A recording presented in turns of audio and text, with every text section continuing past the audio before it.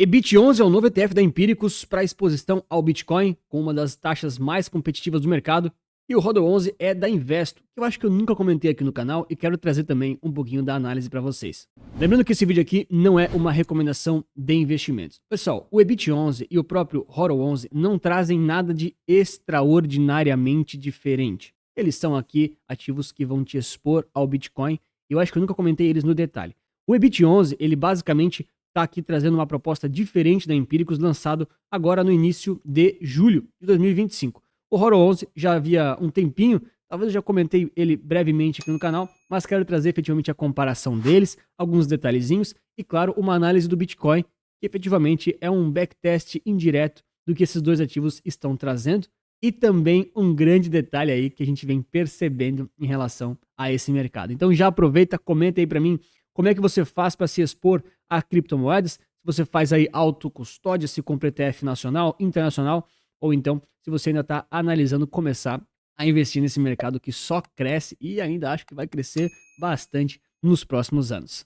Então, sem enrolação, o EBIT11 nada mais é do que um ETF super recém-lançado.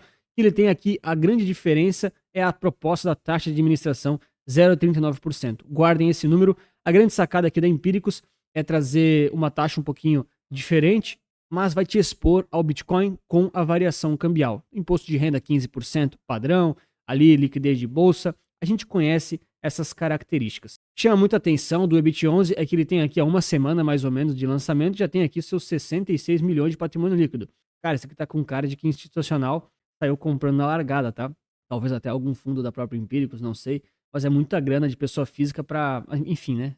Assim rápido ele já tem um patrimônio líquido relevante. Ainda assim, beleza? A proposta deles, eles têm aqui um índice da Teva que segue o Bitcoin com a variação cambial, ou seja, vamos dizer assim, Bitcoin em reais e beleza. A ideia da Investo, esse ETF aqui já tem há um tempinho, eu acho que já comentei ele brevemente aqui no canal, mas eu quis trazer novamente para deixar ele pelo menos como uma análise mais pontual, né? Eu gosto muito de fazer essas análises de quase todos os ativos da bolsa, então fica aqui a comparação entre esses dois, já que eles são muito parecidos e têm uma proposta muito similar. Bom, novamente, aqui a Investo tem a ideia justamente de fazer essa exposição ao Bitcoin.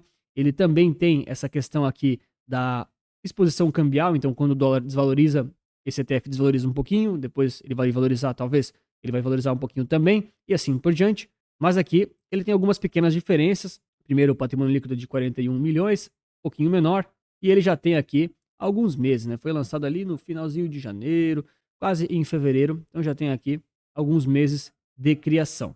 Talvez a maior diferença seja em questão das taxas. Aqui a Investo tem uma promoção rolando, vamos dizer assim, né, que a taxa é zero do ETF até agosto de 2025, ok, mas tem que lembrar que ela vai se tornar aqui 0,20%, tá certo? E também tem que lembrar o seguinte, né, a Investo ela está investindo aqui o HODL 11 através, vamos dizer assim, do ETF HODL original lá da VanEck. A VanEck, se não me engano, é uma das donas ou uma parceria extremamente estratégica com a Investo. A VanEck é uma das maiores gestoras do mundo de ETFs, tá? Instituição gigantesca. Basicamente aqui, você está comprando o HODL, que é o ativo do exterior, vai sofrer a variação do dólar, então você vai pagar as duas taxas de administração, tá certo? Inclusive é o que eles dizem aqui, ó. Esse aqui é padrão dos ETFs que compram outros ETFs, tá? Não tem nada demais. Só para esclarecer para quem não conhece ainda essa sistemática. Tava até no lugar errado aqui, ó. Vamos lá, a taxa global não inclui valores referentes à taxa de administração e da gestão do fundo investido. Então, teoricamente, aqui a partir de agosto, quem investe em HODL 11 vai pagar 0,20% de taxa do HODL 11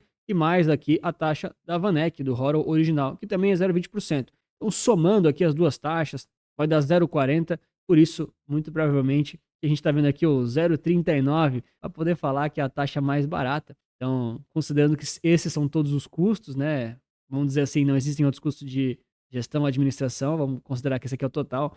De fato, o EBIT11 tende a ser o mais barato, mas você não pode se basear apenas na taxa de administração. A gente vai ver aqui vários detalhezinhos e também, vamos lá, né? É uma diferença muito pequena, tá? Esse aqui, se a gente compara 0,39 com 0,40, vamos dizer assim, é muito pouca diferença para você considerar apenas isso como definição, tá? Vou dar alguns detalhes agora ao longo do vídeo que você precisa cuidar. Mas antes, claro, eu quero muito te pedir para deixar o like, se inscrever no canal ou comentar alguma coisa, porque isso me ajuda demais, vocês não fazem ideia e não custa nada. E claro, né, eu posso trazer mais conteúdos como esse, se isso te interessa. Então a gente já entendeu que o HODL11 e o próprio EBIT11 eles têm propostas muito similares. A gente também conhece vários ETFs da Hashdex, da QR, do próprio Itaú, dentre outras opções que têm taxas um pouquinho mais caras, algumas 0,7, alguns 0,75, se eu não me engano, alguns 1%, mas aqui a grande sacada é a gente entender um contexto geral. Além de fazer a análise do Bitcoin um pouco mais atualizada e recente, eu quero lembrar a todos vocês o quão importante as criptomoedas têm se tornado e o quão importante os ETFs de criptomoedas têm se tornado também. Olha só os dados práticos. Isso aqui não é minha opinião, isso aqui é a realidade, beleza? Hoje o Bitcoin já é o sexto ativo do mundo mais valioso em termos aqui de market cap. O que é o market cap? É como se você multiplicasse o preço daquele ativo pela quantidade que ele tem em circulação. Então a gente tem aqui várias empresas famosas, né? Nvidia, Microsoft, Apple, Amazon, e também tem o ouro, que teoricamente aqui é o ativo mais valioso do mundo, com um market cap de 22 trilhões. Então, nitidamente o Bitcoin aqui com 2 tri ainda de dólares, tá? Isso tudo é dólar. Então, um pouquinho longe ainda, né? Mas lembrando que você não precisa escolher só um, tá certo? Quando você compra um ETF que te expõe de forma inteligente e neutra, você muitas vezes compra várias dessas ações de uma vez só, você compra muitas vezes alguma exposição ao Bitcoin através de ETFs ou indiretamente. O ouro também você tem como fazer essa exposição, você não precisa escolher um só, tá bom? E qual que é o meu ponto? O Bitcoin ele vem subindo rapidamente nesse ranking com o passar dos anos. Muito impulsionado, claro, pela proposta que ele tem de ser um ativo de reserva de valor, deflacionário, a fuga contra o sistema convencional e mais recente ainda por conta dos ETFs de Bitcoin que vem surgindo. Então aqui no Panorama Resulta Capital, se você quiser acessar gratuitamente, tem um link ali na descrição, você pode acessar de graça. Tem aqui, ó, Cripto ETFs, só para você clicar e entender. Aí aqui tem vários dados de análise, mas eu estou trazendo aqui para vocês apenas essa questão aqui dos ETFs de cripto, principalmente os de Bitcoin, no caso, que são spot, mercado à vista que a gente fala. Isso aqui demonstra, com o passar aqui de um ano, mais ou menos, como entrou dinheiro nesses ETFs impulsionando o mercado cripto para cima. Olha só, é quase 150 bilhões de dólares que entraram aqui, basicamente em 12 meses, nesses ETFs todos, que são lá do exterior, basicamente, que ajudam muito a impulsionar o mercado cripto, principalmente de Bitcoin, para cima. Um outro dado interessante de ontem, inclusive, é que a BlackRock, que é a maior gestora de ETFs do mundo, e tem acho que o maior ETF de Bitcoin do mundo, o IBIT, se eu não me engano, ela atingiu aqui a marca de 700 mil Bitcoins lá no ETF. Cara, é muita coisa. E o mais impressionante é que isso aqui aconteceu muito rápido.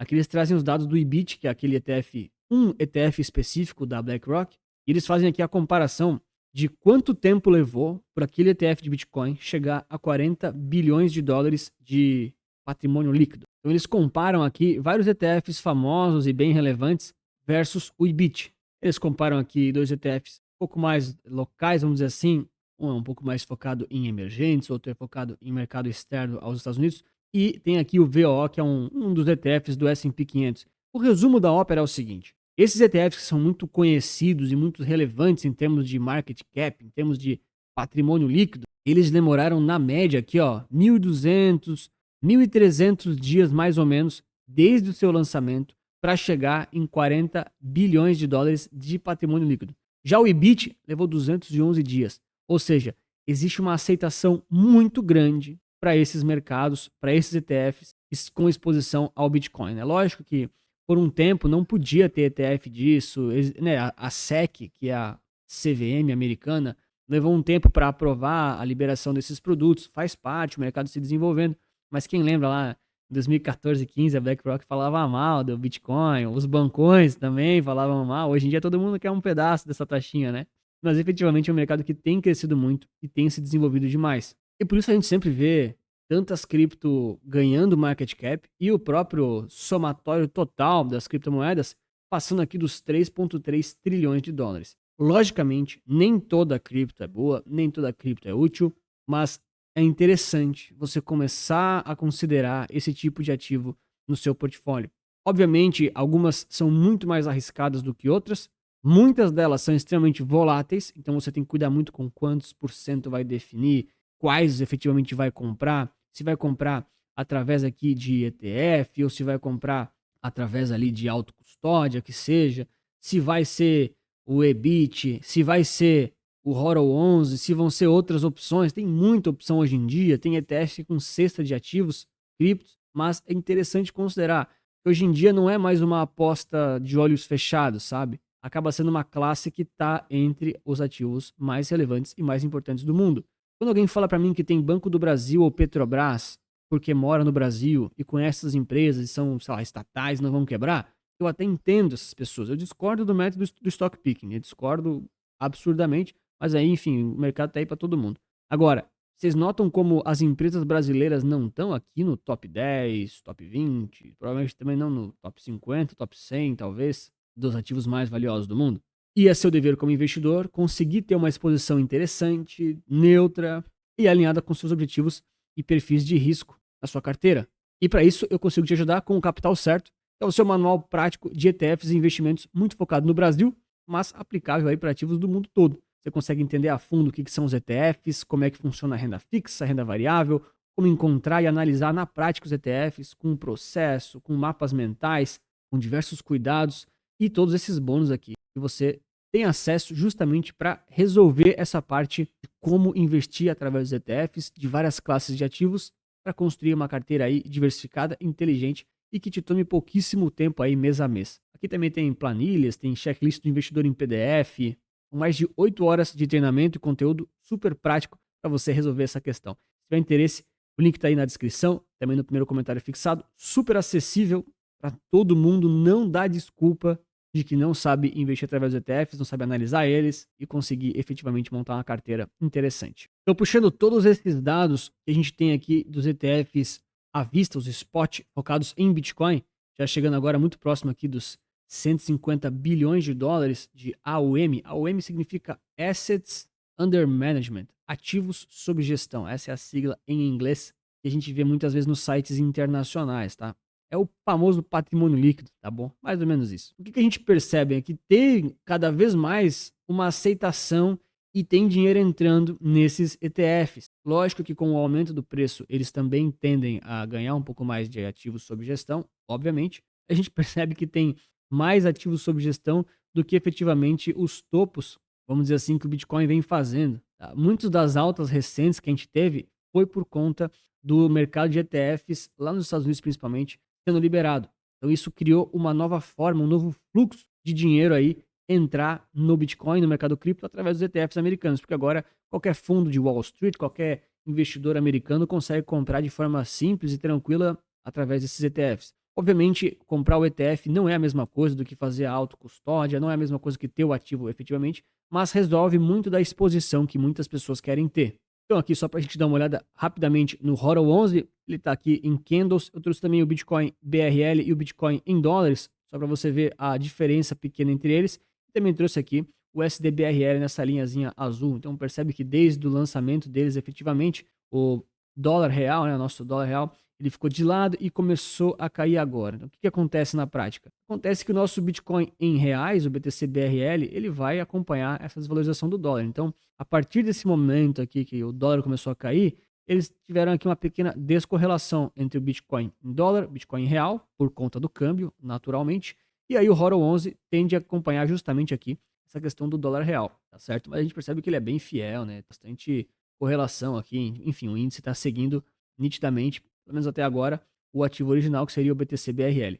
Já o EBIT 11 tem pouquíssimos dias, então não dá para fazer essa comparação ainda. Ativo é muito novo, ativo é muito recente. Aqui valem então alguns comentários gerais. Primeira coisa, não é porque o ativo tem a menor taxa de administração que você efetivamente tem que investir nele. Muitas vezes ele está com um book muito vazio, tem muitos spreads, principalmente recém-lançado. Eu sempre falo isso para todos os ativos. Então vale a pena você esperar um pouquinho e analisar com calma esse ETF, tá? Muitas vezes, se você quer comprar ele, por exemplo, aqui, e tem que raspar o book até lá em cima, você acaba deixando um spread, olha só, bem considerável só para entrar ou para sair do mercado. Isso aqui já é muito maior do que a taxa de administração do próprio ETF e muito maior do que a diferença dele para qualquer outro ETF, tá? Então, nitidamente, não é só porque ele tem a menor taxa que você tem que comprar, são vários pontos, vários conceitos. A gente olha aqui o HODL 11, a ideia ainda assim é a mesma, tem momentos que ele tem mais liquidez, tem momentos que ele tem menos liquidez, então você também tem que tomar um certo cuidado com isso. E quando a gente compara até com outras opções, por exemplo, QBTC11, peguei só porque eu lembrei de cabeça dele, em alguns momentos ele também tem um pouquinho menos de liquidez, mas a tendência é ter um pouco mais. Então, por mais que ele cobre uma taxa de administração mais cara, às vezes você tem essa facilidade. Obviamente, isso não é ultra definitivo, você tem forma de entrar através de leilão ou pendurando a ordem, você tem que avaliar todos esses detalhezinhos, mas não pode considerar apenas taxa de administração e fechar os olhos, tá certo? Então, o EBIT 11 e o próprio HODL 11, eles são dois ETFs que vêm aí, no caso o HODL já vinha há um tempinho, para dar mais uma incomodada no mercado. Como a gente já viu, esses ETFs, eles estão criando novos caminhos e facilitando a exposição dos investidores ao mercado cripto. E é interessante como a concorrência, a competição efetivamente de novos ETFs vai trazendo devagarinho as taxas de administração para baixo. A gente sempre percebe isso, tá? É muito natural. Quando eles lançam, lembra, acho que era 1% ou até mais, 1,3%, se eu não me engano. E hoje em dia a gente já tem essas soluções agora na faixa do 0,40 no total, 0,39, que seja, vai cada vez mais ficando democrático e baixando. Um outro ponto é, não é porque eles têm a taxa de administração menor, nem o EBIT, nem o HODL 11, ou talvez algum outro que venha a ser lançado no futuro, que com certeza terão, que você precisa efetivamente também trocar se você já está investindo num ETF específico. Muitas vezes o giro de você vender os ativos que tem hoje em dia, pagar 15% de imposto de renda, reinvestir no ETF com a taxa de administração menor, é um giro que não compensa, tá?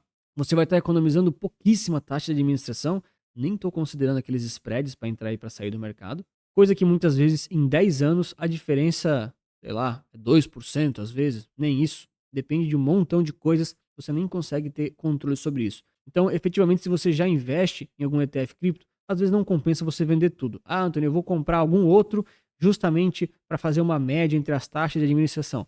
Ah, sim, pessoal, a ideia é legal, né? Ela é bonita na teoria, mas na prática você vai começar a ter mais ativos com a mesma coisa, você vai começar a se enrolar, pode ser que o spread de liquidez não seja tão boa assim comparado ao que você já tem hoje. Então, não fica no melindre apenas da taxa, tá certo? Dá uma olhada no contexto geral, no patrimônio líquido, daquilo que você já tem, daquilo que você pretende ainda assim seguir comprando de acordo com seus objetivos e perfil de risco. Agora, claro, se você ainda não compra nada de cripto, não compra nada de Bitcoin, está estudando o tema, aí sim talvez seja até mais interessante você considerar todas as opções, as mais baratas, as mais caras, para efetivamente tomar uma decisão e tentar ficar ali com aquele produto o máximo de tempo possível para não girar o patrimônio, não ficar vendendo quando não precisa e efetivamente fazer uma coisa boa para o seu bolso. E claro, se você gosta de Bitcoin, mas também gosta de ouro, vou deixar recomendado aqui o vídeo sobre o GBTC, que promete combinar o ouro e o Bitcoin através de um único ETF, de uma mesclagem entre pesos diferentes desses dois ativos. Um grande abraço, muito obrigado pela sua inscrição, seu like, e lembre-se que investir certo resulta capital.